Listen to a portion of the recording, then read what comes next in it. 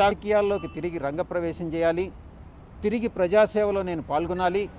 నాకు ఎవరైతే నా మీద దుష్ప్రచారం చేశారో వాళ్ళకి సరి అయినటువంటి బుద్ధి చెప్పాలి అన్నటువంటిదే నేను కోరుకుంటా ఉన్నా. నేను ఒక్కటే చెప్తా ఉన్నా, చంద్రబాబు నాయుడు గారి ప్రభుత్వం ఒక దుష్ట ప్రభుత్వం.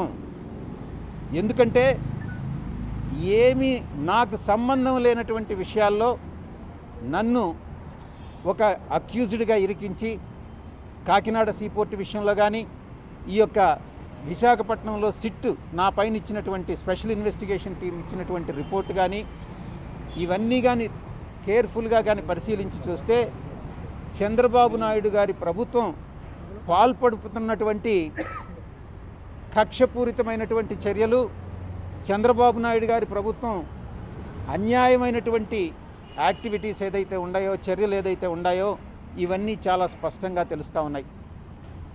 నేను సాయిరెడ్డి అనేటటువంటి వ్యక్తి వెనక్కి జంకేవాడు కాదు. ఏది ఏమైనా కూడా పర్వాలేదు. నేను ఒక్కటే చెప్తా ఉన్నా, అధికారం అనేటటువంటిది శాశ్వతం కాదు. అప్పట్లో జగన్మోహన్ రెడ్డి గారు కూడా 2019లో అధికారంలోకి వచ్చినప్పుడు నేను 20-25 సంవత్సరాలు అధికారంలో ఉంటానని అనుకున్నారు. ఇప్పుడు చంద్రబాబు నాయుడు, లోకేష్ బాబు కూడా ఈరోజు మేము అధికారంలో 20 సంవత్సరాలు ఉంటాం అనుకుంటా ఉన్నారు. కానీ అధికారం అనేటటువంటిది ఎవరిని అట్టిపెట్టుకొని ఉండదు.